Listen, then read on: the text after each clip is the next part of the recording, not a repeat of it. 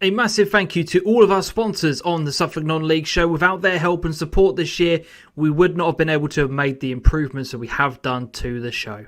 Other than sponsoring one of our local sides, Grunsborough in the SIL, GBS are a family-run construction company in Ipswich operating nationwide with over 30 years experience in fire protection, diamond drilling, commercial building, health and safety and asbestos removal.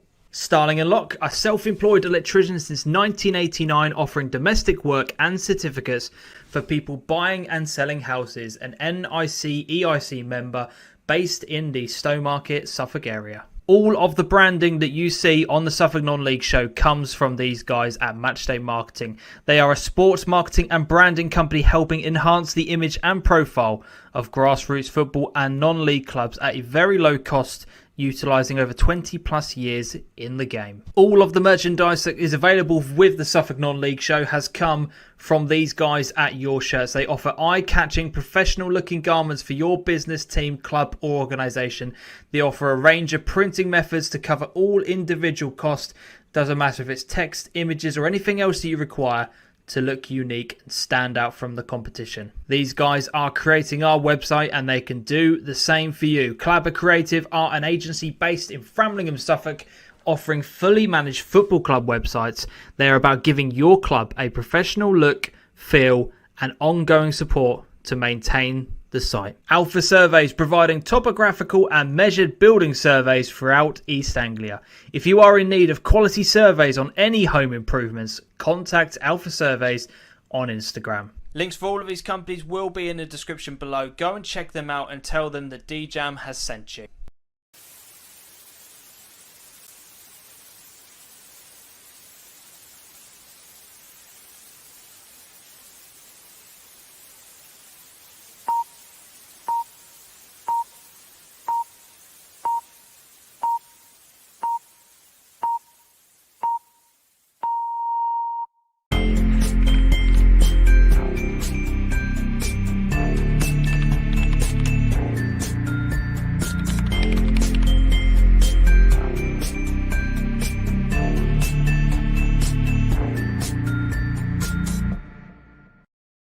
Good evening, everybody, and welcome along to your Thursday night special. We're replacing BBC Radio Suffolk. They're gone. They're out of here.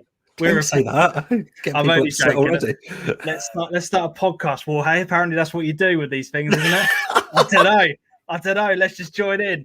I'm only joking. We love those guys, really. But yes, welcome along to another episode of the Suffolk Non-League show. It's going to be an absolutely crazy busy episode tonight. We've got a lot to talk about. The FA restructure of steps 3 to 6 has taken place. And boy, oh boy, there has been some fallout from our particular area of the country. It's all kicked off in a massive way. But we've got some good points to talk about. We've got some negative things to kind of go through. The whole shebang. We'll try and break it down as much as possible, but good to see a lot of you are already piling into the chat.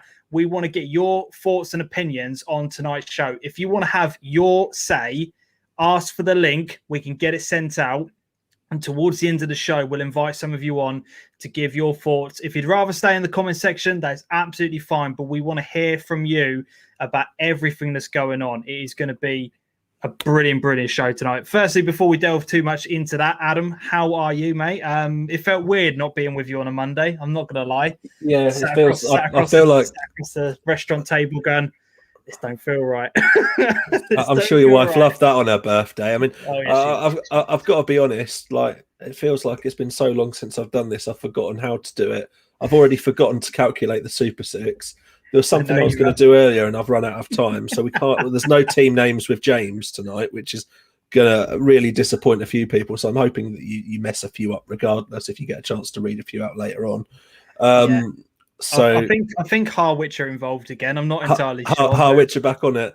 Classic. Mulbarton. See if you can mess that one up as well. Yeah, definitely. Jesus Christ. That's all fun and games. Anyway, into the chat tonight, boys. I know there was absolutely loads of people, which is fantastic. Before we go too much further, before we jump into all of the breaking news, I just want to say, as always, a massive thank you To all of our Ko-fi members who are one-off donators towards the channel, we've had another influx of people, which is why we've had to create a second graphic. You'll love to see it. But thank you so much to everyone who has put any sort of donations towards the show. It is massively appreciated.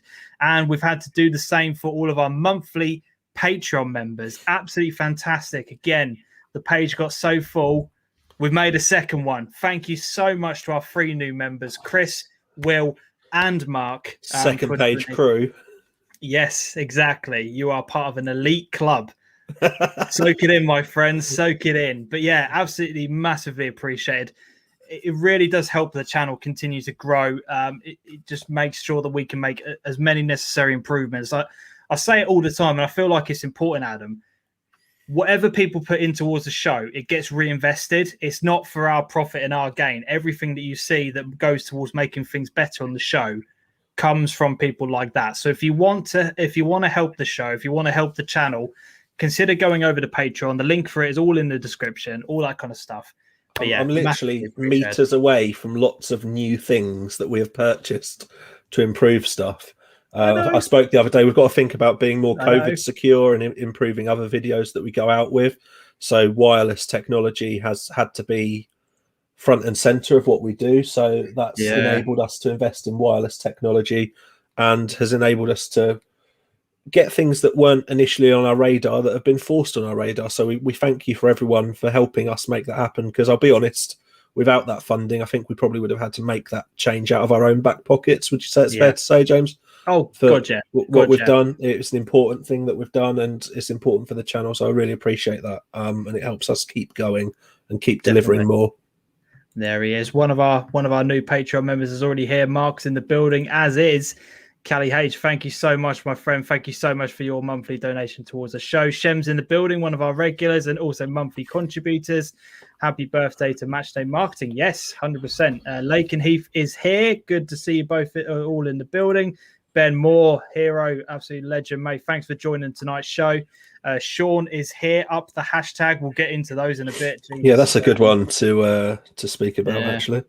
Well, it depends which side of the fence you sit on, but yeah, we'll talk about him. Irv is here. Evening, fellas. Evening all from James Redman. Evening all from Matchday Marketing. 2 kits tonight, please. Yeah, if you want to get your kit on the show, get your comments in, and we'll try and do that. Harvey is here. Evening, mate. Alex is in the build. Alex is actually out for a meal. He shouldn't be on the show. I've already had a conversation with him today. You shouldn't be here, mate. You should be enjoying your meal out. What are you doing? Bin the meal and stay on YouTube. I love the commitment, but what are you doing? Oh, brilliant. Good evening from Mulbarton, says Pinto. Ben is here. Evening, mate. Hope you're well. Clare Town. Interesting for a kit idea. Evening once again from James Bloomfield. Harvey, I am with Cornard United. We have been moved to the South League. The travel in the North League is now crazy. Trust me, we will be getting into step 6 much later on in the show. But if you want to come on, Harvey, actually, and have a chat about that yourself, you that would be a really welcome opinion. Yeah, considering you've gone from north to south and you've got that opinion as well, that would be a really valued one. And he wants a kit made. There you go. We've got our 2 sorted out. But Harvey, if you do one on the show, mate, just put link in the chat and I will put it in there for you just so you can come on. Or if you've got an email address, put it in the chat as well, and I'll try and get something sent over to you as the evening goes on. Fantastic. I knew he'd be here. Stephen's in the building. Evening, gents. Any idea where I can get hold of some jellied eels for the Tea Hutter Wanderers? Essex on tour. All right, yes. Steve. I love that. Maverick's here. Bradley's here. Shane Cauldron is in the building. Hannah is here as well. Squad member. Here. Bucks is also here. God, absolutely loads of people. This is brilliant. Absolutely love to see it. Let's get into it. We're already 9 minutes into the show and we hadn't even talked about the breaking news. Adam, non-league restructure. It's happened. It's finally said and done. Before we get into the nitty-gritties and who's gone where and who's moved, how are you feeling about it? You've had a couple of days to kind of digest the news. What's your kind of overriding thoughts and opinions on everything? Immediately, I'm pleased that it's done. Yes. But it's not as cut and dried as just getting done. No. Is my there's a positive and a minus. I don't want to come across too negative with it because the restructure happened, but I also don't want to come across too. I don't want to come across overly positive on it either because there are definite losers as a result of this. And as has been noted, Furlough None North has been absolutely battered. It has. It looks a completely different landscape to what it was a week ago. It's been a lot of shake up and a lot of movements. Let's actually get into it so we can kind of explain for those of you who haven't seen it and maybe don't know kind of who's gone where, what exactly has happened. I think a lot of imagery will help the discussion come alive, if I'm honest. 100%. And we've got all of that. We've got maps, we've got graphics, we've got the whole shebang. We are going to get this covered tonight. So the confirmation came earlier on in the week on Tuesday that 20 clubs have been elevated to step 4. 60 clubs have gone up to step 5 and 27 have been elevated to step 6. So we already knew that there were going to be a lot of clubs moving up, and due to the fact that there was going to be a bit of a restructure in the leagues, a lot of clubs were going to be moving from certain areas to certain areas. But we didn't know what the landscape of it all looked like until this week. And it's kind of gone off really. We have seen a lot of clubs have put in appeals already. If you follow Ollie Bayliss on Twitter, you will have seen a lot of clubs have appealed the decision. We've seen statements galore recently where clubs are not happy about being moved into certain regions.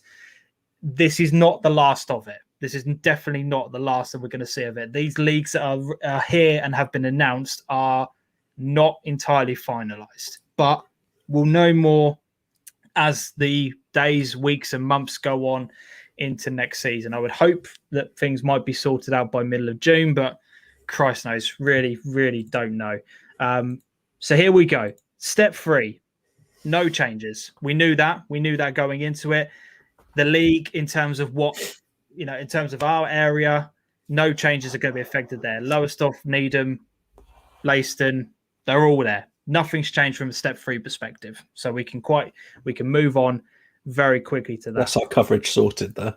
Exactly. We're done. We're dusted. Yeah. We're already part of the show done. I love it. It's fantastic. Step 4, Ishmead North. We have 2 new teams at that level. One of them being Hashtag and one of them being Stowmarket Town. So congratulations to Stow. Big news for them. Yeah, and huge.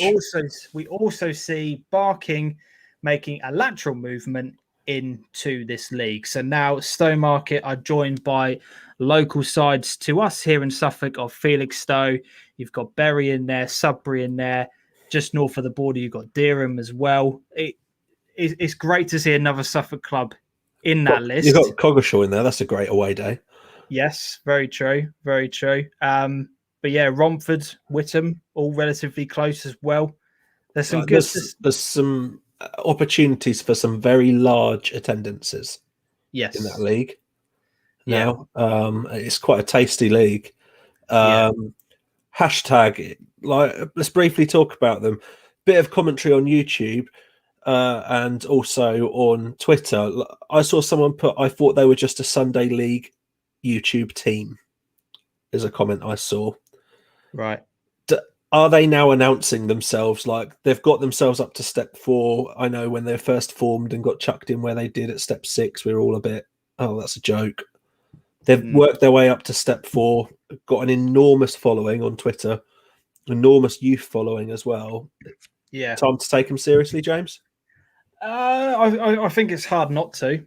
Yeah. It's hard not to. I mean, just because look, I don't really know. I still don't know how I kind of feel about it. I really don't know my true kind of feelings on Hashtag, but they're doing things differently. They're shaking things up. Yeah. And they're not going by the traditional ways of doing it. And that's absolutely fair play to them. They're making waves. I know they're now searching for somewhere to have as their own ground as well. Yeah, exactly. I think they find themselves a home. They find themselves an identity. Then people will maybe start to take things a little bit more seriously. But I don't know. I don't know. But shall we bring on our first guest to talk about step 4? I think let's get it rolling. Yeah, exactly. Delighted to be able to say that coming onto the show right now is Stowmarket Town Manager and Mr. Paul Musgrove. Paul, Muzzy, how you doing, my man? You well? You got yourself on mute, mate. Got yourself on mute. Take yourself off. Don't talk yet. There we go. There it is. I was just paying for my Bilderston ticket, actually. So, that's hitting me hard in the pocket. I hope Stephen gives me a refund. Have a word with him. First of all, congratulations on the promotion to Step 4. How are you feeling now that it's all said and done and you can finally, where you stand? It must be a bit of a relief from everyone at the club, including yourself. Yeah, the indecisiveness of not knowing where we are and what we were doing is starting to irritate a little bit, much like everybody else. And yeah, it is a relief. And like I said to you boys before, and it just makes it worth the last 2 years of, I know it's longer than 2 years. We've been pushing in the right direction, but the last 2 years, especially, that all that hard work and time is gone to some fruitful new things in going into a new league. So yeah, it's great. You mentioned about the fact that a lot of uncertainty was going around the decisions and what was going on here. Maverick put on the chat, seems very little club consultation was done with actual clubs going by tweets that have been sent out.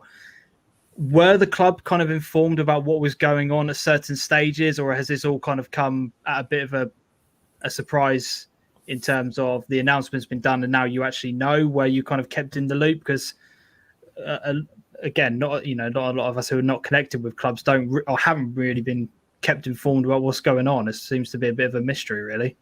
Well, I think once the FA decided that they were going to eventually do the restructure, the clubs were informed in a way that there was a process to what they were doing.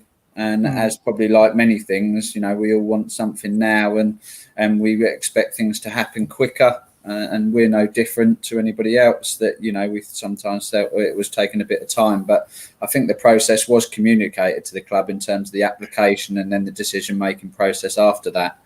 All the information that goes into the applications is obviously then passed on, and people have got to look at that thoroughly because, I suppose the FA don't want egg on their faces that someone, gets 10 games into the season and financially that they can't support the league that they're in. Doing my research for the show tonight, Muzzy, I saw you speak in the paper, and you said about making sure that you'd got a plan A and a plan B a little bit earlier on, really, just in case, knowing that you couldn't go just one direction. How well has that preparation now served you? Now you know what you're going to be stepping into at this point. You're going to be Step 4 now. How well prepared are you just to go forward and get ready? It's made life a little, a bit easier. I'm not as frantic and running around trying to get hold of people as I might have done if I'd have just rested on the laurels. But I'm not saying that I'm any different to anyone else. But like I said, I'm quite anal in what I do and just trying to make sure that we're as organised as possible. And I think hopefully that's made my life a little bit easier over the next few weeks. Although, as we know in football, there's always something around the corner and an unexpected twist or turn, and you've got to be able to react to it quite quickly. And new assistant coming in for yourself. Obviously, Brooksy's gone out and got an absolute worldie of a job as well. How much change is that going to be for you working alongside someone new and a bit of a change to the management team, and an exciting new start with someone that's got loads of experience at the level as well? Yeah, can I hammer Brooksy for a minute? Go ahead. I hope he's listening, or if not, someone can forward it on to him. He's given me a load of stuff about going up to Falkirk and getting back in the big time, and they were in the playoffs, and 3 games later they're out of the playoffs, and he's in his car on the way back home. Yeah, his magic wand, he didn't wave it, did he? Didn't work out. Do you think he'll stay in sort of higher level football going forward? Do you know what his plans are? Yeah, he's got plans. Obviously they're now in the off season up there, so we'll see what happens. But he's still, he's still employed by Falkirk, and he's still doing what they've asked him to do. So No, all seriousness, he's been brilliant to work with. Such a good knowledge, in depth in his coaching. Like I say, he's put a different spotlight on things again for me, which is brilliant.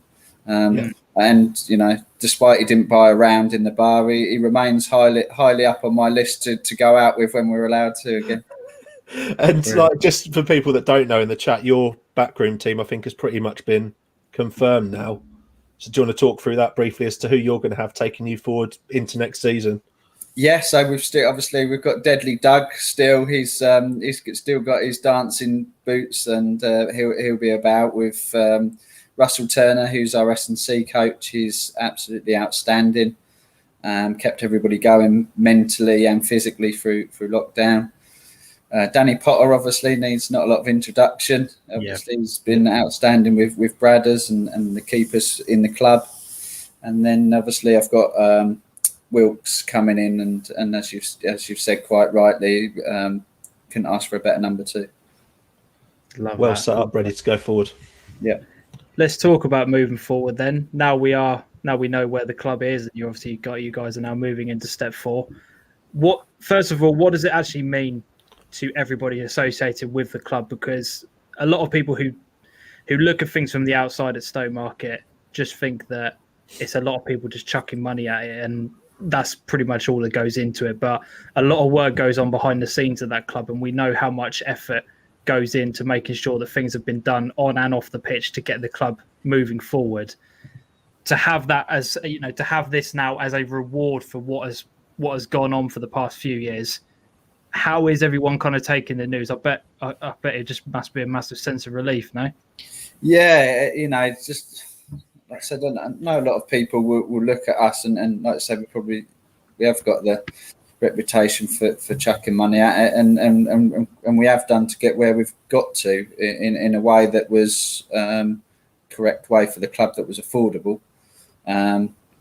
But when you, like you say, you go to every club and you see the people behind the bar, you see the people writing the team sheets out, you see the people cleaning after games, you see the people serving the burgers, you see the people who are doing the stewards.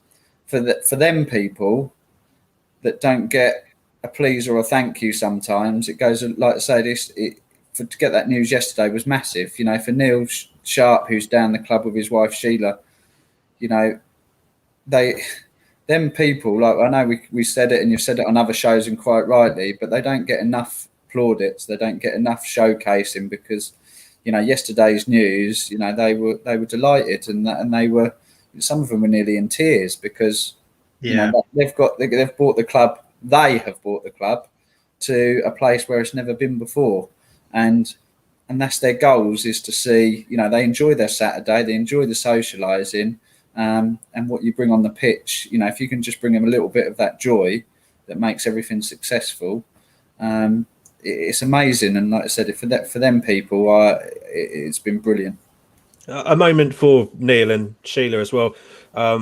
We speak a lot about what's gone on over the last 2 years, and that Neil and Sheila have been really putting the work in for many, many more years than that to get the foundation and to make sure everything's done and bringing things and showing the care and the love for the club. And I think where we've gone before with that is that there's so many people in non-league doing that. And how nice was it for you to see that reward firsthand and see that joy on their faces for them actually getting that bit of payback finally? To hear, first of all, I rang Neil straight away, and you could hear it in his voice. So that meant as much as anything. And Sheila's not been too well lately, and she's down there every day. So I popped down there this evening, and it just, like you say, it just means the world to them, because, like I say, it feels like they've got an even bigger purpose, and like I say, if the reward is there, they don't get anything out of it. Apart from making sure that the environment that we walk into is a decent environment, and they just add and make it even more special when you get the achievement that you deserve. And when people win trophies, I think yesterday, although we didn't win the trophy, you've got to enjoy their moments as best as you can, because they don't come along very often. Sort of stepping onto next stone on the journey as such. What's the ambition for yourself now in terms of going forward and settling down for maybe the next 6 months? How are you looking to make those first steps into step 4 for the club in its history? Well, like anybody, I hope it gets off to a good start. But I'm looking. There's 2 parts of me really, and my thoughts since it's been confirmed. One, I want to make sure that the club go into it and that we stabilise and make sure that we're not yo-yoing, because that would be a disaster. And then the other thought of me is have Tom Morley in the back of my head, who's an ultimate winner, and as I am, I hate losing like everybody else who's probably on the show, but making sure that we are pushing. Where is the ceiling? There isn't one. I just want to keep going, and the more we get into it, the more we'll learn, the more that we'll make sure that we're not conceding and making silly mistakes.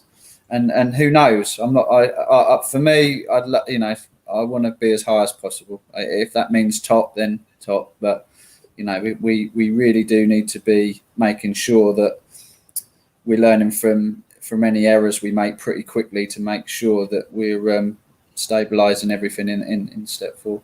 I've seen you at a point where you're pretty unapproachable even after drawing Muzzy, so I can speak with confidence that I'm sure you'll be making that happen, mate. Good man, Muzzy. Really appreciate you coming on and talking about the promotion of the step 4. Congratulations, and again, pass on all of our well dones and wishes to everyone at Stowe. Brilliant achievement, and great to have you on, mate. Thank you. And well done to everybody else that obviously got their news, and everybody else that maybe didn't go their way. Keep working hard, and I'm sure that success will come. Non-league in Suffolk is very vibrant, and it's a great standard. Thanks ever so much, mate. Really appreciate it. Appreciate you coming on. Nice one. Cheers, Muzz. Cheers, mate. Cheers. Let's move on into step 5 then. We've talked about step 4. So here is the graphic then that we had for step 5. We now know that we've got 4 clubs being promoted into. We've lost a lot, haven't we? Sorry? We have lost a lot of teams from this league. Well, I'll go on to that in the next slide. Yes, we have. But the 4 clubs that we now know are confirmed as going up are Fakenham, Lakenheath, Marchtown United, and Mulbarton Wanderers. We are going to be bringing on 2 guests in a moment from Mulbarton, and then we've got Sam coming on from Lakenheath just after that. So we'll get the thoughts and opinions of 2 of the clubs involved in that. But you mentioned about a couple of clubs leaving the league, and now that we know where we stand with this division, 20 teams in there, it looks on paper probably one of the best I've seen since I've been watching non-league football in terms of this level. Yep. Would you agree with that? I think it's probably the most competitive. Very exciting. We must note that there's a few clubs already doing some incredible business that were already good. Like, I've got to be honest, like seeing some of the signings that Norwich United are making is scary. Like, they're going to be a powerful team. But I think there's teams going into that league that are very capable. And there's also been signings made by teams that may have struggled a little bit that they'll use to look to improve them. Whether or not that'll work out for the teams that I think will do well, and maybe the teams that haven't been doing so well that I think will do better, only time will tell. But it looks like everyone in there is looking to progress, and it is a very, very competitive league on paper. Yes. I don't know about you, James, but I'll be looking out for several fixtures in there in terms of seeing how things play out. With Mulbarton's semi-final win against Wroxham, they've proved they can mix it. And I know it's only one game and people will argue that against it, but everyone knows how powerful Wroxham have been in the last year. Yeah, no, 100%. Before we bring our guests from Mulbarton onto the screen, I just want to point out as well, you mentioned about a couple of clubs moving out of the division. 2 of those that have gone over to Step 5 at Essex senior level are Clacton and Stanway Rovers. Big.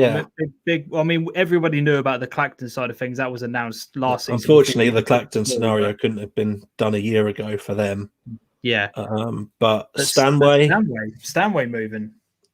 Big shock for me. Stanway have got a big rebuilding job on, I think. Like, they end up achieving okay, but they lost a lot of players, didn't they, before the start of last season? So maybe a good time to go into a new league and try something out. A lot of clubs around the sort of mid and lower Essex area in there, but it's, to me, like, it's a shame to lose Clacton and Stanway, because they were like stalwarts of the furlough non-prem that were good competitors year in, year out. I'm sure a lot of teams would have liked watching them play as well. But you know, for new teams to come in, other teams have to make way, and geographically, apparently, I'm going to put that in apparently brackets, geographically, that's what made sense.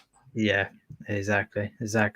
Let's bring our guest on to the screen now. I'm delighted to be able to say that we have got Ben and Danny from Mulbarton. Lads, thank you so much for joining us this evening. I know you're frantically preparing for tomorrow night's game, and you've probably got loads on your mind. Danny shaking his head straight away. Firstly, congratulations on what is now confirmed promotion up to step 5. Ben, I'll start off with yourself. How are you feeling about it now that it's all done, it's settled, it's confirmed? How are you feeling? Relief. Yeah, it's been 2 years in the making, isn't it? It's been a long, patient wait for the club and everybody connected to it. We can't celebrate it just yet, because obviously we've got tomorrow night to go and accomplish something else as well. So we've got our end of season due next Friday, and I think we'll have a good tear up then. Yeah, definitely. Danny, what about you? Yeah, it's one of them, isn't it? It's sort of like, I've looked at it.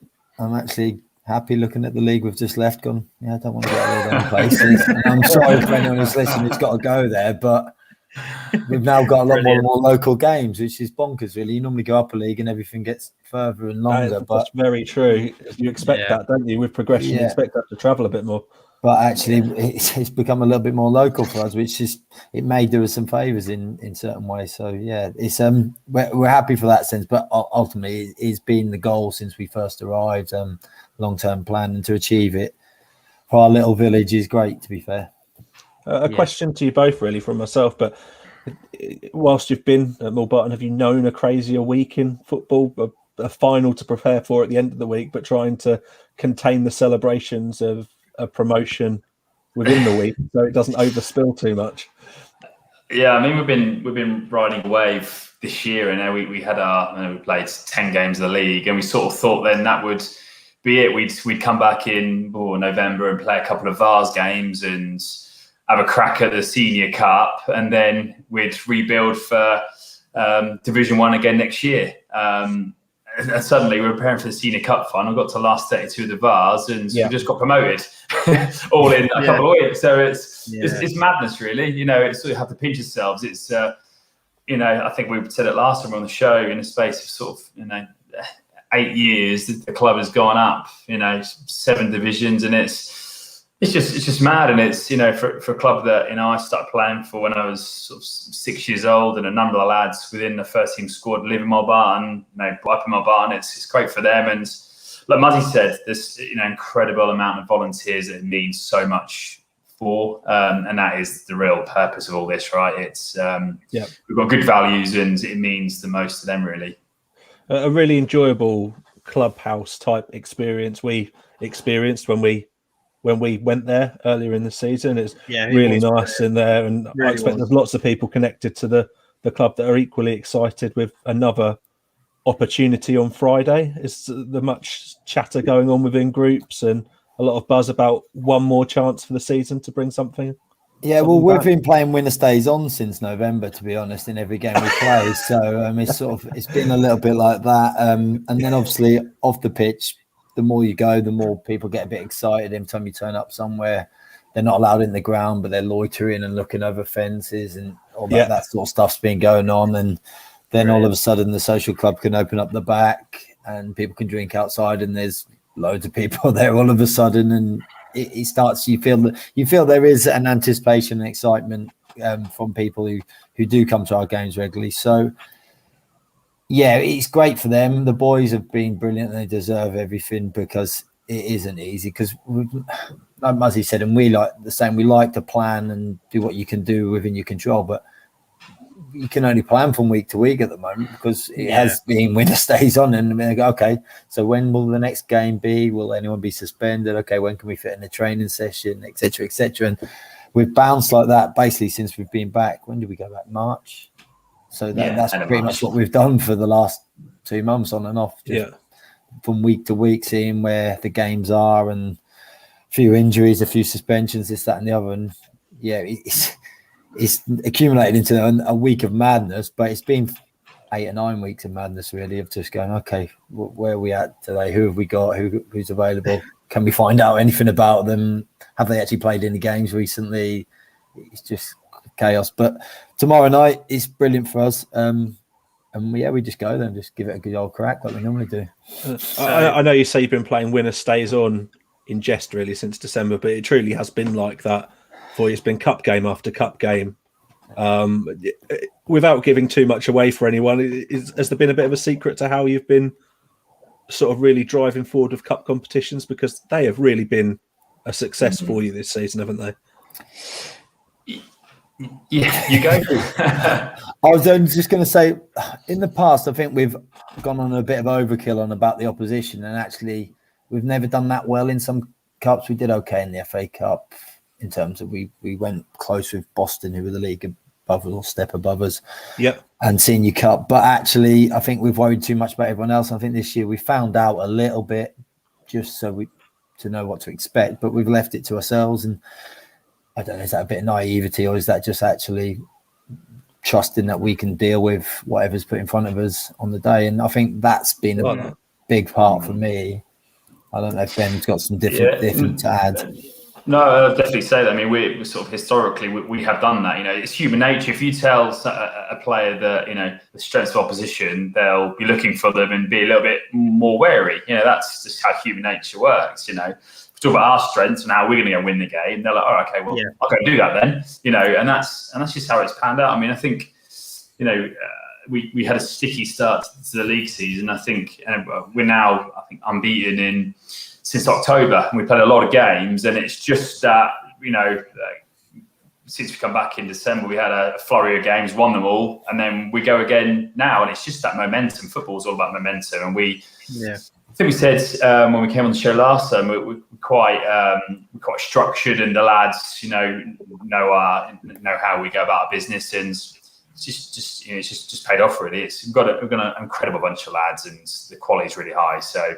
Yeah, we've got no qualms. Looking at the points per game model, you must be absolutely overjoyed with the season before the one just gone at the performance that was there, because obviously that was the one that was a few more games, but also very strong finish despite it being terminated. And so I think we're about 28, 29 games in, and we were sort of 9 points clear. So it was, I think we would have gone on to win that league, and the rest is history, and we sort of found ourselves sort of with a really real, high expectation going into this level this year, and everybody wanted to beat us and become a little bit sticky, like I said at the start. But we found our form and managed to claw those marginal points gains back, and here we are now. It's I think Selfie said, we are glad to get out of that league. I think in that league you become victims of your own success as well, because people approach you very differently as a team. Heard the phrase a lot, but every game against you then becomes the other team's cup final, and they just really go out and play differently when you're performing at that level, and that can impact performance, I think, in terms of what you get as an outcome. I think when we've spoken to Ipswich Wanderers before in the past, they see a couple of names on the team sheet and then they can play a bit differently around them. And do you think sometimes you suffer from that in football, like you perform a bit too well and other teams not only raise their game but start playing in different ways that you don't even expect when you come up against them? Most definitely, and we've probably been the other team at some point in our career where you've played against someone and you go, okay, they won it last year, or you raise your game, or and maybe we did that a bit with Wroxham in the last round of the Senior Cup a little bit. There's that they'd gone however long without losing a game or whatever they've done. which is unbelievable. If I remember it right, it's a year or something. I can't remember what it is in the league, but it was a long time. And we've just turned up and done what a few teams maybe did to us early in the year. There's a little bit of the break, a little bit of lockdown, COVID, a little bit of just all that sort of stuff. I think all goes into the mix. But the biggest factor is definitely people turn up and you're a scalp, aren't you? Yeah. You are a scalp. And you see that when people celebrate an equaliser against us in certain games. People celebrated it like it was winning whatever trophy is the most important to you at that time. I don't know. But, there was lots of knee slides if someone equalised against us and so on from benches and fans and a good observation. That one, I think. 100%. Let's talk a little bit about tomorrow night. Whilst I've got you guys on here, Irv's asked who have Mulbarton got and where. Well, I can reveal that tomorrow night, myself and Adam will be joining you two for the match day experience, an exclusive for everybody who is watching this show live. That's a high definition Galston badge you've got there, James. Oh, mate, that's the only one I can find. Jesus Christ. If Galston want to supply me one, then fair play. But that's the only one I can find. Designed in 1843. Yeah, well, I tell you what, it's better than some. It's better than some of us. Tomorrow night, then, obviously you're going up against Galston, who are obviously now in the league that you guys are going into. How are you feeling? How has the approach been for tomorrow's game? You can go, Ben. Okay. Yeah. Well, I mean, it's just like I think we've taken all the positives from that our approach in the last 6 months, really, in terms of the cup games. Don't really highlight bits we know about them, but it's really not anything to do with Galston at all. It's about us. The results will demonstrate that we love being underdogs. And that's just how we've been. We've played 5 or 6 teams from a league above in our various competitions, Senior Cup certainly. So, we don't worry about anybody else. We'll just go and do our thing, and we just love being giant killers, really. Yeah. Selection all okay, ready for tomorrow night in terms of getting everyone available. Obviously, it's a bit odd, isn't it? Too much away, lads. Let's not give the team sheet away. What I was going to say is, coming back from the long break, I think some teams might have struggled just to be able to get everyone together again and get everything out. But I assume that getting everyone on board with a few cup games has been a good thing for you guys getting back into it. Yeah, the lads were chomping at the bit, to be fair. And they all wanted something. Even if they didn't tell us, and they turned up. So, but they were chomping at the bit, and it wasn't that hard. And I think because we kept some regular activity during whichever lockdown it was, there was always that constant comfort that we were always there as a group for each other. To then, when it came back, it wasn't that hard and that much of a change. It was just in person as opposed to on a Zoom call. So that's good to hear. I mean, other than suspensions, just going on what Selby said, every single player has been available for every single game, and not one player has been paid a penny for our Vars run, our Senior Cup run. And it's credit to themselves, they paying for everything that's involved in local football, the travel and everything, not taking a penny from the club. It's just incredible, for the lads to turn up and do what they've done. It's been a real breath of fresh air for the club and everybody connected to it, and that's why it means so much, to everybody. They're giving them all, and giving. We'll see what we can achieve tomorrow night. Good. It'll be really, really good to see you both in person. I hopefully have a chat with you. Doing things this way has been good, but being back at the point where we can actually go and have a chat with people in person is going to be something else, to be honest. Credit to Jack, who's doing some work for yourselves on the socials and bits like that. He's kept us well informed and well up to date. Oh, he's fantastic. Yeah, he's a big contribution to the sort of the backroom team. Really, he's a good man. Really, he's done great. Echo Shem's words on here. Good luck, gents. Obviously going in as neutrals, but I do wish you all the best of luck for tomorrow night. I hope it goes well. We will see you there at the FTC. Good luck, lads, and well done again from everyone at the Suffolk Non-League show for your promotion. Well done. Thanks, gents. I hope you'll be covered in champagne by the time we talk tomorrow night after the game. Yeah. Save us a bottle. Absolutely. Good luck and cheers for coming on, boys. Cheers, James. Keep up the good work. Yeah. Cheers. Yeah. Cheers. And we move on to our next guest of the evening. Talking of Step 5, let's bring on another guest, shall we? This man needs no introduction to me, but to yourself, Adam, this will be the first time you're chatting to him. I'm delighted to be able to say that Sam from Lakenheath joins us. Sam, my man, how are you? Hello, boys. How are you doing? Yeah, very good. Good, thanks. Good. First of all, congratulations on the now confirmed promotion up to Step 5. How are you and the rest of the club feeling? Yeah, we're ecstatic. We're we were hopeful and we were a bit optimistic, but we're glad that it's been confirmed and we can now compete at Step 5 and hopefully, compete with the big boys at sort of the top of the table. Yeah, got some games in there that you're particularly looking forward to for next season. There's some big ones in there, isn't there? Yeah, Mildenhall, Thetford, Ely, Newmarket. Yeah, loads of local derbies, which is going to be great. Yeah, it's going to be a local geographically, derby. it's a lovely one. Yeah. It'll be good. We obviously had we had the chance to chat when I covered the game against Hawley, what feels like a lifetime ago now, but it was only a couple of weeks. I spoke to quite a few people from the club and everyone's sort of feelings and the rise that you guys have had over the past few years. Can you kind of sum up what's really gone on at the club for those who don't know a huge amount about what has happened over the past few years? Can you kind of just give us a brief summary?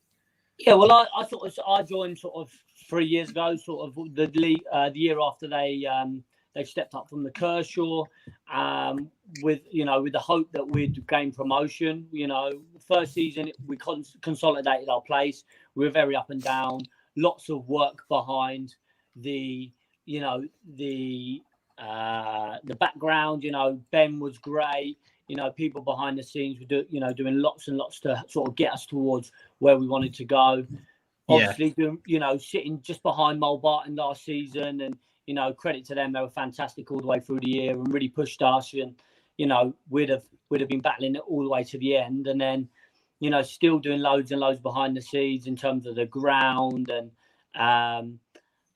everything like that. And then this year, we've just continued where we left off from the year before. A couple of silly defeats in there, away at Debenham and away at Needham, but we always felt we were in control of our own destiny, and thankfully PPG sort of helped, points per game sort of helped us out, and we're where we should be now. And we've got lots going on. We've managed to get ourselves a sort of a social media guy. Travis, he's great. He's doing loads and loads behind the scenes, advertising the club, which is massive. Is massive in the local area. Mildenhall, we're always competing with them. So it's good. It's good. The social media part, I think, is becoming ever more important in the league in terms of making your team stand out.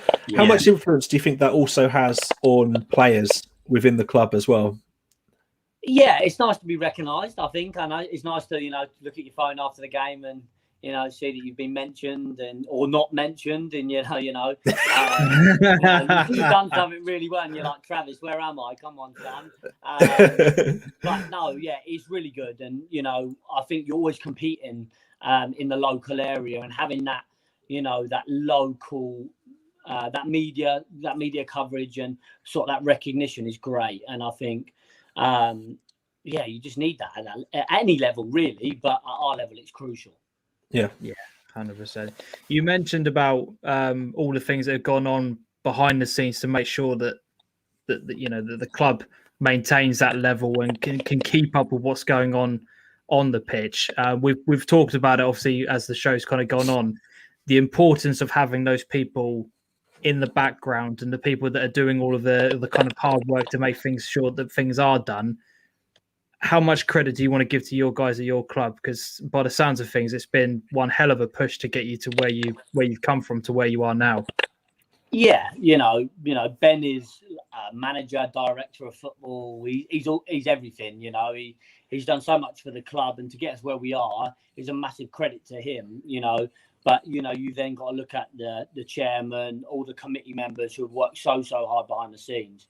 You know, just for example, against Beccles at the weekend, you know, there was sort of 8, 9, 10 of us down there, including the reserve manager, myself, members of the committee, just trying to get the pitch playable so that we could go ahead with the Senior Cup game. It's a credit to the club. You know, it's a great club to play for. And I just feel that the only way is up for the club. I know it's cliche, but you know, I can't see the club being a yo-yo club or anything like that. All I can see is them progressing hopefully through the levels. Following on from what you've said there, I don't mean this in a loaded way whatsoever, but what do you see as being the sort of biggest challenge now stepping into Step 5 football, going from where you've been? Because obviously it's easy for us to commentate from a distance and see teams finding it easy or finding it hard. But what would you say being inside the game would now be the biggest challenge? I think for us and for everyone, it's sort of maintaining that squad. Like we you know, started last season, we had 16, 17, 18 players that were superb, you know, really, really good quality. But you then got 5, 6, 7 players that are on the bench that are good enough to be playing in the league you're playing in. So how you keep those players and how you maintain that interest. So I think for us next year, it's about maintaining the squad of 16 players that are gonna be happy if, you know, rotating. You know, we're playing Saturday, Tuesday, week in, week out.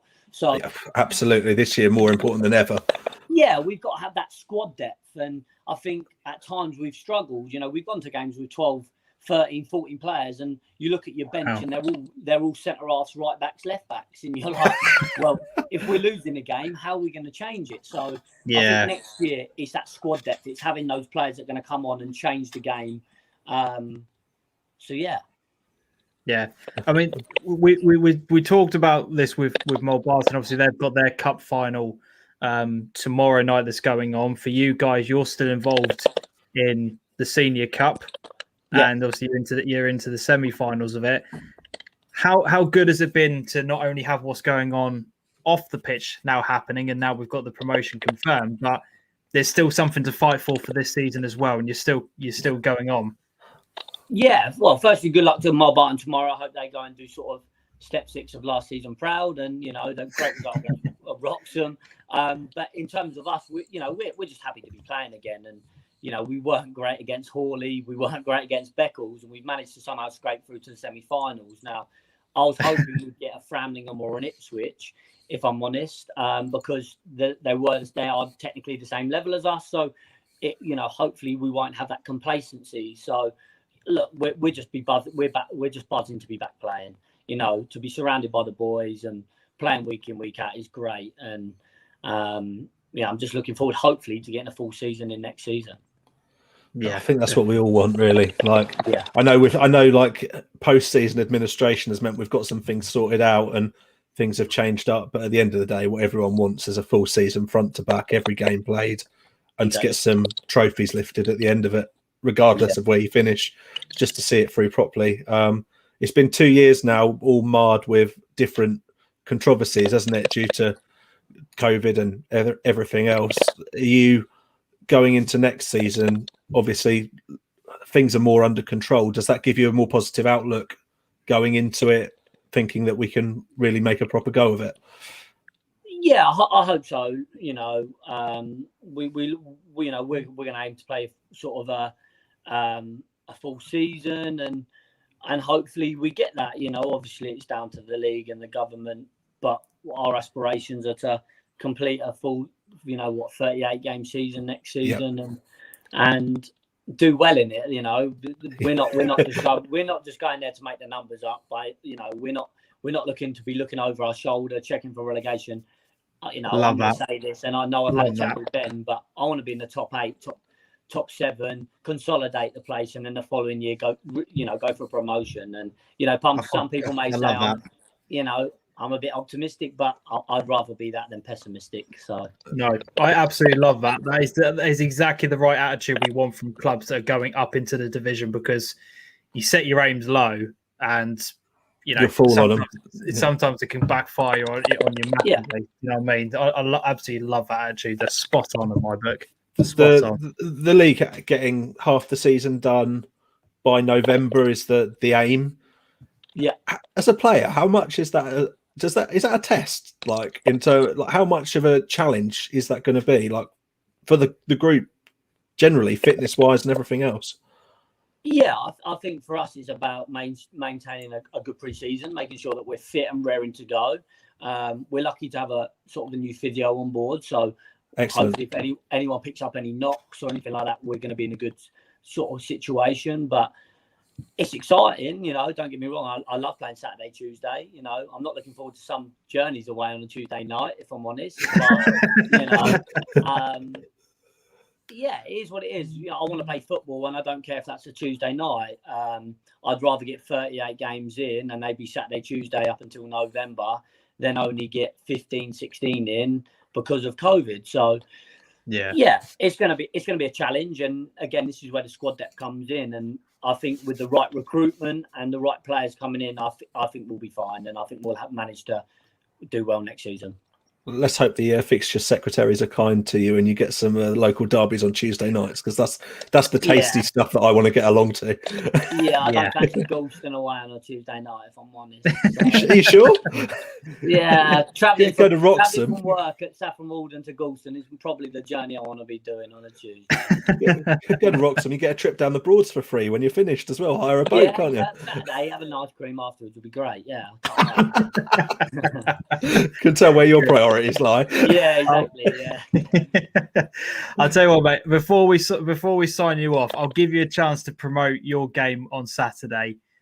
If people haven't purchased a ticket, if people are still humming and hawing about which game to go to, why should they come along to your game on Saturday? I think, well, we played them earlier on the season in the Vars, and after it being very competitive to start with, we ran away with the game. We beat them. I think it was 8-1 in the end. I think the scoreline was. Then they're going to be looking for revenge. They've played at Sudbury twice this year and they've won twice. So they've got that advantage of playing on the 3G. I think it's going to be a great game. They've got some great players going forwards. We're not at our best at the moment, if I'm honest. We played against Hawley, we played against Beccles, and we've been stuck in second gear both times. So if we play like that against Framlingham, we're going to get punished. But if we're anywhere near our best, then it's going to be a cracking game to watch. We've got some exciting players going forwards, and I hope that we can put on the show and make the final for the following week. Plus, you've got Charlie in goal, so whilst you've got him, you can do anything. His ego up anymore. Come on, his ego's massive after that penalty shootout. I can't. I know. Anymore. It's a great wall of China. I know. He's unbelievable for his age, and he's great. And against Beccles, he made a couple of outstanding saves, especially at 3-2 when we'd taken the lead. He was brilliant, and he's got such a calm head on such young shoulders. And again, he could be the difference come sort of 85th, 90 minutes to in on Saturday. So brilliant. I think you're well set up going into step 5 with him there. Yeah, we obviously got to make sure we keep hold of him. But he's got a bromance with our striker, so he won't go. They're loved up them too. There's something to clip and send out later. Yeah. I love that. There we go. Got an early prediction in from Ben. It's a Wanderers versus Lakenheath final from him. So, but yeah, good luck tomorrow. Hopefully it goes well for you boys. Obviously, good luck to Framlingham as well. I'm not gonna, I don't want to be accused of being biased or whatever. But good luck. Hope it goes well. We'll maybe seeing you guys in the final. Lovely meeting you for the first time, Sam. Thanks ever so much. No worries, Sam. Appreciate your time again, mate. See you later. Bye. Absolutely love that. Let's move on then to the controversial point of the show. Let's move on to step 6, shall we? It has all gone off. Here we go. Step 6 has decided to go global. Yes, it has. And when Ollie Bayliss is involved, you know that shit's gone down. That shit's gone down. First of all, before I bring up the graphic on there, do you kind of have any first opinions you want to get out, or do you want me to show the graphics and then have a bit of a chit chat about it? I think we should very quickly acknowledge God Manchester Rovers have stepped out of the furlough non-prem as well. I think we missed it quickly. So those will be Another team that will be sadly missed. Another team that's competed very, very well. I'm hoping I haven't missed off another team, but I know Gotti have stepped out and they've gone into a different league. So that to do. Have I got anything to say about step 6? Well, shall we bring the graphics up? Yeah, I have got lots to say about it, but here we go. So please bear in mind that this graphic was done last night. Okay, so we'll talk about the obvious in just a moment, but this is now the new landscape for step 6. So as you can see, we've got 4 clubs coming in as lateral movements, which means they're coming in from other areas of the country. There's a good one down there for club names with James that I can see in 19th. Can't wait for you to read these out. What? Whittlesea Athletic? Is that how you say it? Whittlesea, he said it. Yes. Have a pat on the back, James. Get in. It's when I say Bourne Town as also another entry. You've got to know who they are. Lelujo does a flipping FM save of them. Is that them? Yeah, Bourne. No way. Well, there you go. There you go.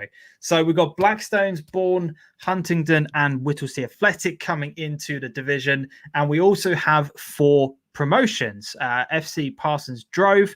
I believe that should be Harleston, not Harlestone, but I believe there is a typo from the FA at that point. I'm sure nobody's feelings were upset. Hurt rather. We've then got Peterborough and also the UEA coming into the division. Now, this has caused a bit of a controversy online. We've seen a lot of people who are not happy about where some of the clubs are located, because as you can see from this graphic, this is step 6 from the southern part of it. We have lost Sudbury Reserves, Cornard United, Haverhill Borough as well. So we've lost a few teams from our particular, the leagues that we know from last season, season before, etc., etc. We've lost a few teams. There was a few teams. Cornard and Sudbury all fairly local to each other, though, aren't they? Yeah, they are. 100% agreed. So let's bring up the map. But before we go into too much detail, I don't know if anyone's realised, but we're going to have to massively up our coverage next season to sort all of this out. We're having to add at least one more league in, and it depends if we decide to do the Essex Senior League as well to make sure we continue to cover Clacton and Stanway, both of which have got a bit of a following with people that watch the show. So, yeah, UEA is in the game. Incredible. That is absolutely superb, Shem. So, yeah, next season, non-league show gets bigger. Yeah. No, 100%. More clubs have. I tell you what, in preparation for tonight, I had a spare 5-10 minutes. I went along and followed every single club that have been entered into this league, and I went into the south. I followed all of those clubs as well. A load of them are starting to follow me back. James actually following teams is an incredible achievement. If you I'm preparing. I'm preparing. I'm ready. I'm raring to go. I'm pumped for the new season. So yes, Blackstones and Bourne, both brilliant step 6 setups. Well, that will. I wish I knew what a Blackstones was. I know nothing about them at the moment. Well, shall we bring up the map and I'll show you? Shall we bring up the map? So I'm just going to share onto my screen here so you guys can all see this. This is the map. Now I'm going to give a massive shout out to non-league maps on Twitter. They have panned all of this out for everybody. So as you can see here, all of these teams that are in the orange are step 6. So joke. This is how far afield the league now goes. So it's a hell of a stretch. It really is a hell of a stretch. Look at that, Sheringham round to Bourne. Imagine that on a Tuesday night. Yeah, well, yeah. That's going to be Back Road Central. But, I mean, so, who's this down here? So, which one are you looking at, mate? Because there's I'm looking at the orange. What are the question marks? I don't know. So, this is Blackstones. That's what a Blackstones is it? Yeah. Wow. Okay. So that looks, those two there and Bourne are the furthest distances away. So, I pray for Yarmouth's sake that they don't have to travel to either of these two teams on a Tuesday night, because that is horrific. that journey right there. That is absolutely horrific. I'd love to know how many miles some of these journeys are individually. Yeah, some of these you may as well charter a private jet for. Yeah, and you know, for example, the one team that I'm actually concerned about is Leiston Reserves, because from a first team perspective, you've got that label of being a first team. Does that make sense? Whereas if you're playing for Leiston's Reserves, what is the incentive for you to play for a reserve team and having to travel some of these distances to do the game? They're ultimately. I do worry about them. I do worry because it's meant to be a development side, though. Leiston Reserves is. It is. But how hard is it going to be convincing some of those players to join up with a match day squad if you've got to travel that far? Do you know what I mean? Like, people's lives have changed during this. They have during the pandemic. People's priorities have shifted. Do you know what I mean? I'm worried.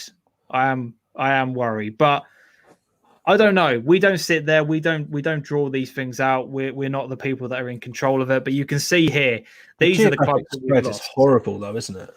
But these are the clubs we've lost. Sudbury down here. We've also got, who's the other question mark there? Cornard and also Haverhill. So you have those three here in amongst all of this lot, which they were originally. You take a few of these out, and all of a sudden that doesn't look too bad. But again, I don't know. It's difficult. It's difficult. I don't really know what's the. Jesus, there you go. Great Yarmouth to Bourne is 103 miles one way. Bloody hell. Absolutely mental. So as a result of that, we then saw that the FA have agreed. This was all announced before we went live, a couple of hours before we went live. The Ipswich Wanderers have decided that they are going to be moving from the Furlough None North to the Furlough None South. They applied for it. It's been accepted. Now, which one of the clubs from the South is potentially moving back? How it's going to work? Where a team 19 in there, so they can settle at 20. It won't be a problem. Well, there you go. Actually, I didn't even spot that. So fair enough. That's a good shout there, mate. Well done. To be fair, I didn't actually spot that. So in that case, then it looks like then step 6 at our level will then go to just being the 19 teams. Kings Lynn Town Reserves. Go back to that. Which large graphic. Oh, that's the north. Sorry, I thought you were looking at the south. Yeah, sorry. Yeah. So this is the north. This is definitely the north. Yeah. Let's get some of your thoughts up on here. Jesus, I thought driving to Halesworth was long. Yes, says Tan. Bourne is over 2 hours away, says Irv. Stephen, that's why we've left. There you go. Dan, been to Blackstone's midweek, 1 hour 20 minute from IP31. Wow, Jesus. Drop into the feeder leagues. I don't know on that one. Leiston Reserves midweek games in at 1 a.m. up for 6 a.m. for the paper round. Well, this is the thing. Like, we say about the appeal and that. Wow. Do people really want to be going that far for midweek games, of which we know there's going to be a lot more of, when there's going to be work commitments? It's going to put an awful lot of pressure on players to be bothered to play at step 6. Yeah. It does raise the question: is the quality of the league in doubt because of the journey that they're going to be making players make? It's very easy to drop into SIL or whatever the equivalent is football these days. And you've got to think, we're talking about clubs our end, so we've got no contact with Bourne yet. Hopefully we can change that. But no, Bourne equally are the biggest outlier and will have enormous mileage as well, just like Ipswich would have been the other way round. I don't think Bourne will be too excited about that map. No, this is the thing. We again, that is a very good point, because we are very much focused on what it means to the clubs in this cluster. But you can imagine how pissed off some of these lot will be, because they could have quite easily been playing against some of these guys right here.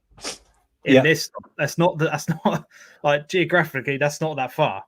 It does seem weird that in that belt that Bourne sit in, there's that diagonal belt across the country where there are no non-league clubs of quality. Do you know what I mean? Well, yeah. Do you mean this diagonal? Look at that. What a gap. Surely that map is missing some data. Surely football happens there. Well, I don't know. I'm not That's entirely Lincoln. sure. Surely it does. Well, let's have a look at this. This is step 5. So there you go. Some clubs are now starting to be filled up in here. But step 6 is nothing, is what we're saying. Yeah, but well, that's what it looks like. That's what it looks like. How strange. Definitely. Lincolnshire is empty, says James Redman. Literally, players will drop into the feeder. Yeah, I agree, Maverick. Absolutely agree. Yeah, I think that's a real threat.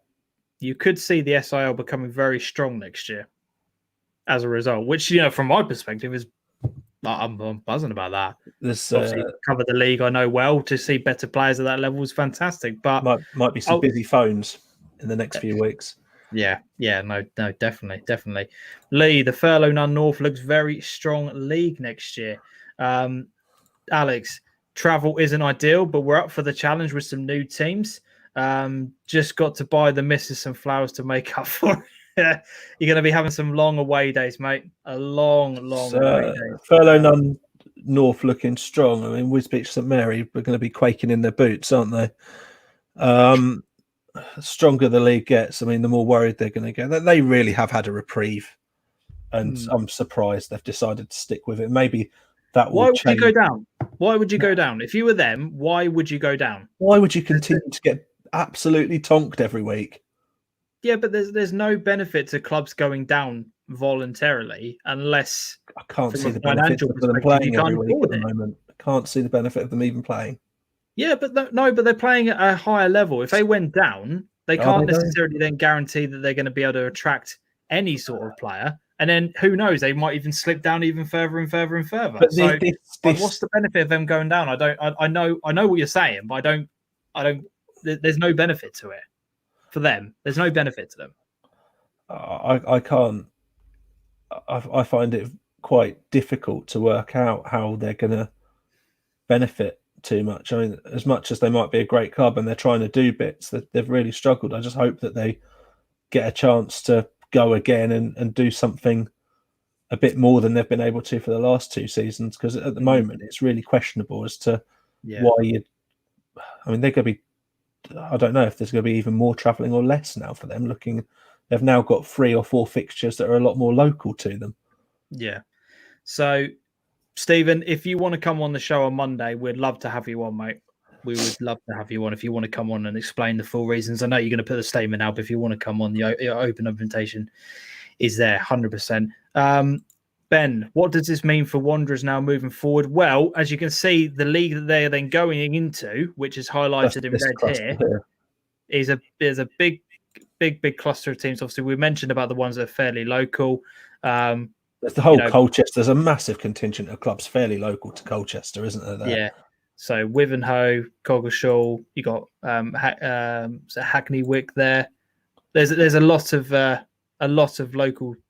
To give context as well, Colchester to Ipswich is not a long drive at all, is it?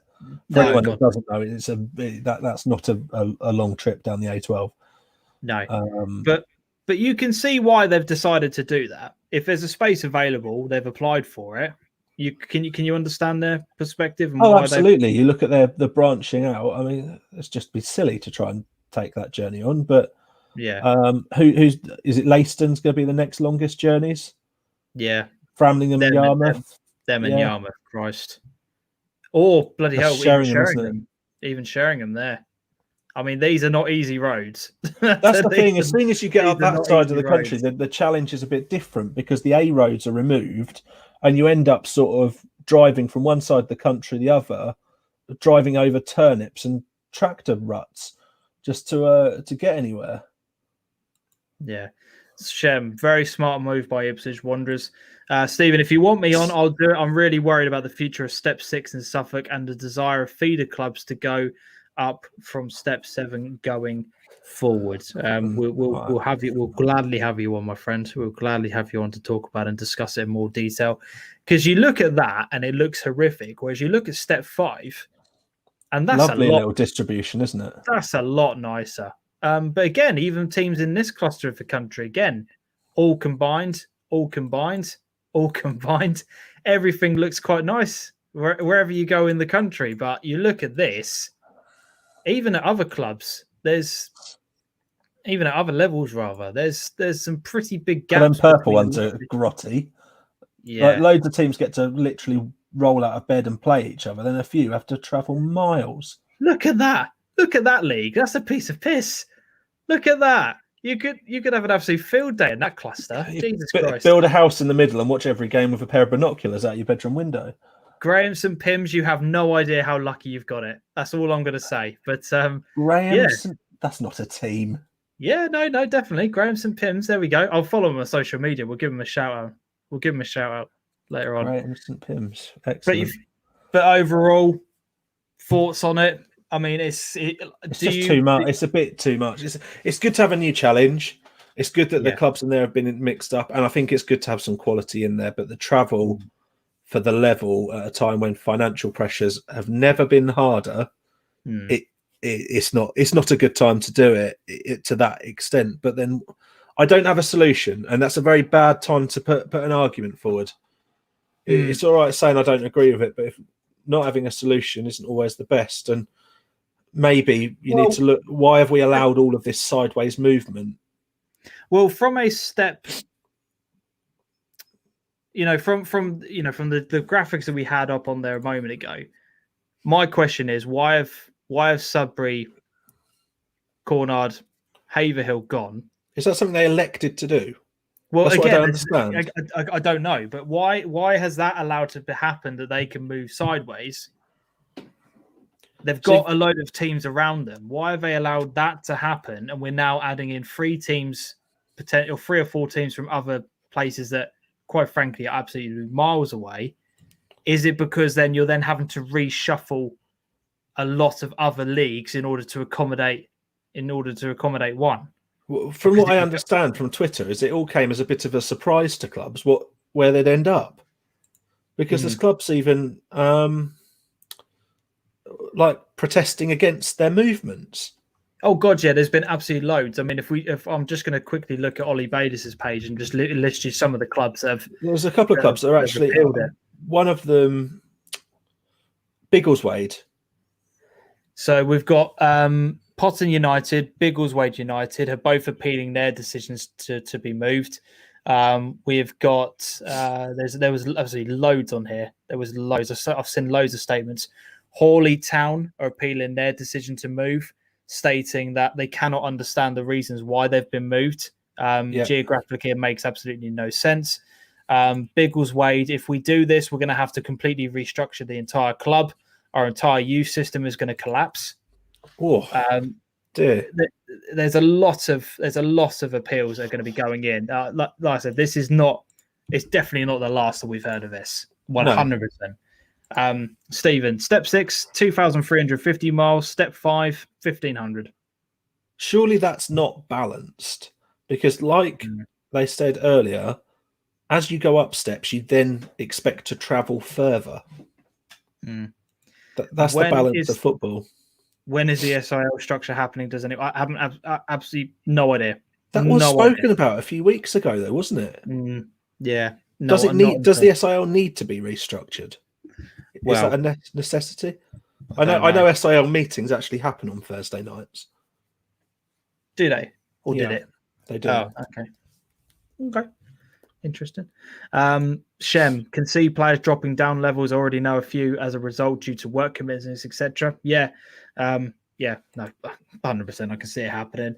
We will know the fallout over the next few weeks, and you can catch all of your reaction live and exclusive as we go through the Monday nights, moving into next season and beyond. Let's talk about some cup football to round off tonight's show. Some big games that are going on. Exciting times, isn't it now? We are now coming to the end of the football season, which has been absolutely mental, chaotic and bonkers the entire way. But we do still have some cup action going on in this part of the world. So to begin with, let's talk about some of the results that happened last weekend, the weekend just gone rather. So we had Bramford United beating Grunsborough Reserves 3-0. The Falcons and Whitehorse game is still to be played. Laxfield won 2-1 against Haverhill Town, and Walsham Llewellows B beat Leiston A. So that sets up the semi-final games, which are not being played this weekend, they're being played the following one on the 29th. We've got Walsham versus Laxfield, and the winner of the Falcons Whitehorse game will be playing against Bromford United. So there are the results and the fixtures to look forward to. Junior Cup wise, big ties going on this weekend. If you want to get tickets for the Junior Cup and also the Senior Cup, they are available from the Suffolk FA website. You will have to get tickets to attend any of these games. I cannot stress that enough. You cannot just turn up and walk into any of these places now. These are an all-ticket event. You must purchase it before the games kick off. Cannot stress that enough. So Mutford are playing against Brandon, and Stowe Falcons are playing against Sporton 87 in the semi-finals. Adam, obviously we don't know a huge amount about the top two teams. That's our lack of knowledge, and apologies to anybody involved in the top two clubs. But from Falcons versus Sporting perspective, that could be a great game. Falcons seem to have come on very strong in this cup.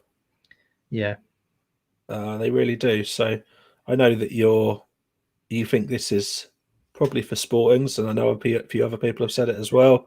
Yeah, I think one of those four teams will win the cup, and that's as much as I'm prepared to commit to it for risk of getting absolutely slaughtered. So there's my prediction. Fantastic. Jesus. Kits are in. Love that. We'll go through those in a bit of detail in a moment. Mutford have seem to be having the credit of everyone that's played them as well for the quality in that team. So let's not get away from the fact that they do seem to be an exceedingly good side. Yeah. Dan agrees with me. Sporting 87 to win this cup. Yes, Ben, we are back Monday as normal. It was just that we had a gap this week because it was my wife's birthday, so I decided to take the Monday off, which is why we're live tonight. But yes, we will be back Monday to discuss all of the weekend's action, talking points, and any other fallout that we see from over the weekend with what's gone on with the restructure. Yes, we will be back Monday as normal during the summer. We're not stopping. We're going to keep going. We're going to keep on going. We don't know what we're going to talk about. We're just going to keep turning up every Monday and sitting there quiet until someone asks us a question, I think. That sounds like it could be fun, actually. We'll do a Q&A every week. It'll be brilliant. We'll be fine. We'll be absolutely fine. And then we then got the Senior Cup fixtures.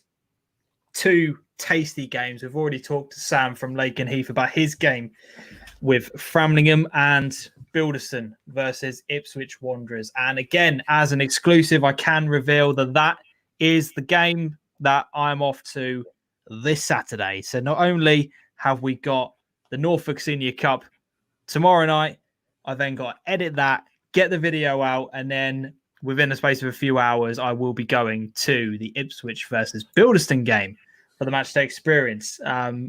Buzzing for that game. It should be absolutely... If Bilderson can keep themselves in it and make it a really, really close tie, as long as Ipswich don't get an early goal from a neutral perspective, it could be a really, really good game.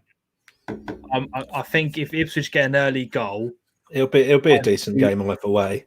Whatever happens, it'll be a good one. Yeah. Thoughts on either of those ties, Adam? So for me, it's a Wanderers Lakenheath final. But I'm scared because I often say Bildston may struggle, or I've commented on them before, and then they've gone on to do extremely good things. So prove me wrong, Bilderston. Yeah. So just to confirm, as Dan has put in the comment section here, the Bilderson Ipswich game is being played at Claydon. The Framlingham Lakenheath game is being played at Sudbury.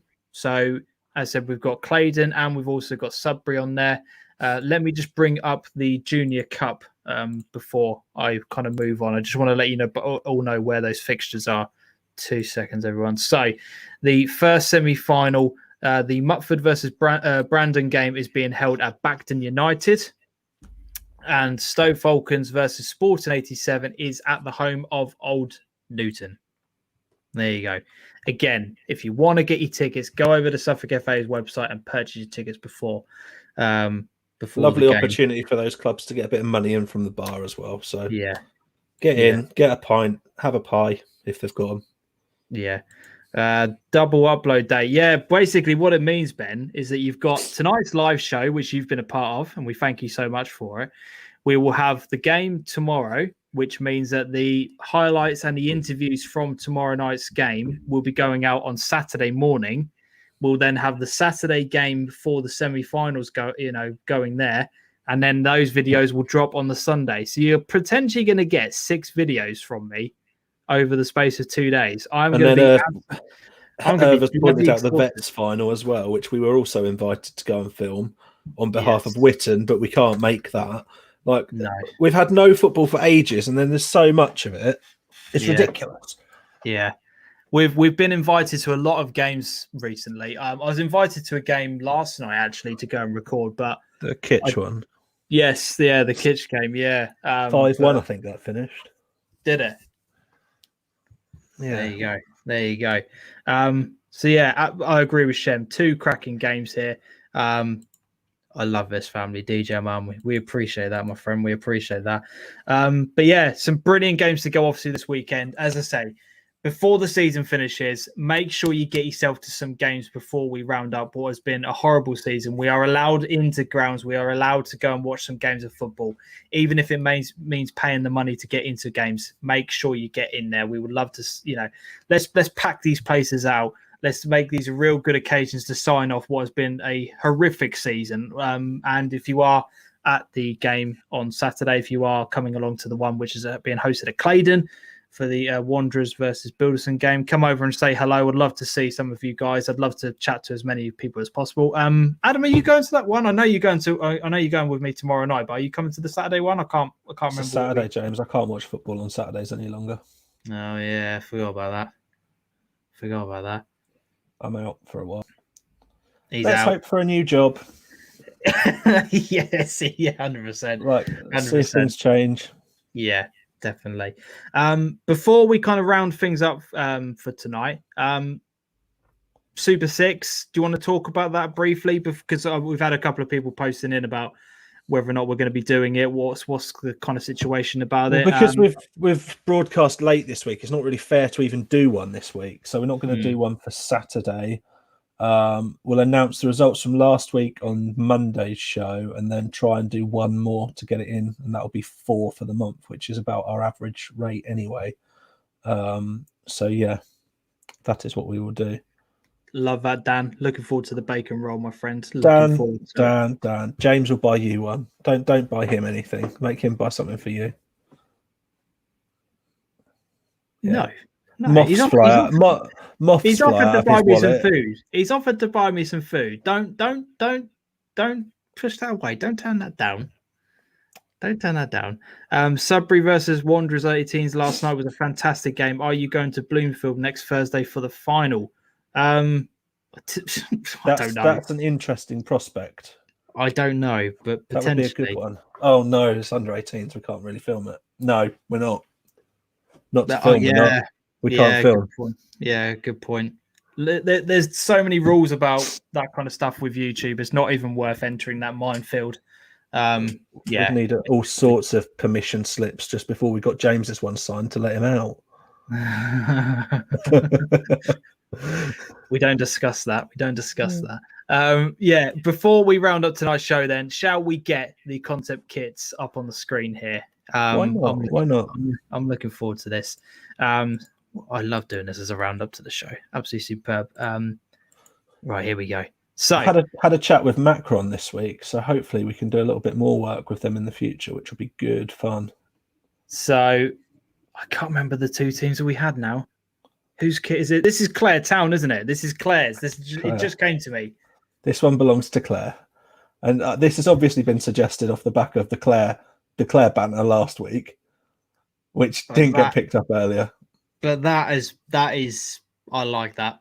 After all of the chat, I love the fact that there's a bird on the front of the Clare top. After all of Shem's inappropriate comments last week, So, yeah, I think that is a very, very nice kit. Only Kits is back. Clare ain't keeping clean sheets. Absolutely inappropriate, silly humour, but there we go. It's what it's all about. And this is the final one that's been drawn up. Oh, I love it. I love it. We have a winner for me. Yeah, 100%, hands down, this is the winner. If we can get some of these kits made, I would absolutely love to be sent some and frame them behind me. I'd happily get rid of the green screen if I could just have a row of kits all framed. Say that, James. The green screen's sponsored you, Wally. Yeah, well, that's fine. We can give my money back. I want these shirts on the wall behind me. I want it to happen. Oh my god. That is a joke, Adam. Calm down. But yes, I want to have an office with all of these kits. I want to be surrounded by them because some of them have been absolutely superb. But yeah, this is pucker. They're so good. I genuinely like that Claire one a lot, but this is If Ipswich came out with the blue design for themselves, people would be all over that, but they won't do. Yeah. All sponsorships contracts terminated. Ben, there goes the sponsorship. Brilliant. Hopefully see a few guys Saturday. Good to see a Senior Cup final being played at Claydon. Well deserved to the club and to the ground. Yeah, honestly, the pitch at Claydon is absolutely superb. So both teams have got no excuses whatsoever. Literally been cut with scissors. Oh, it's so good there. No, I said neither team have got an excuse for Saturday at all. But yeah, that's where we're going to round up tonight's show. I've loved it. Thank you so much to everyone who's got involved tonight. And there's been so many of you, which for us, obviously hosting this on a Thursday night, it goes out of our normal remit. It's been really, really good to see so many of you in the chat, and it's just been brilliant getting so many people on, guests, etc. Having all of you in the comment section has been absolutely superb. We really, really appreciate all of your support. It's just been incredible this season. It really, really has. I keep reiterating this message at the end of every show, but we really do mean it. We thank you so much for everyone who continues to show their sort of love and support for the show, because it really, really does mean a lot. Sorry, Adam, I know you were just about to... I was going to say, it's almost like a future Thursday show might work, James. Potentially. We'll go into that in more detail later on. But yeah, if you have enjoyed this video, if you've enjoyed the live show, please remember before you disappear and log off from YouTube to give it a thumbs up. It really helps with the YouTube algorithm to spread it far and wide. Thank you ever so much to Stowmarket, to Mulbarton, to Lakenheath for coming on the show. We really do appreciate their help and support. We will see you all. Well, for those of you who subscribe to the YouTube channel, you've got 2 match day experiences coming up this weekend. Enjoy that. It's very rare that ever happens. So have fun with that. Can't wait to see hopefully some of you there at some of the games. Absolutely brilliant. And we will see you all live Monday night. Business as normal. We will be back to react to the results that have happened this weekend. Love you all. Thank you so much. See you Saturday. Cheers. Another great show. Thank you so much. Cheers, gents. This family. Shit day at college and a bit of tiring as usual, but enjoyed it as normal. Shem, superb show. Loved it as always. We love you all. Thank you so much once again. And until next time, as always, everybody, enjoy your Friday. Have a good weekend. Adios.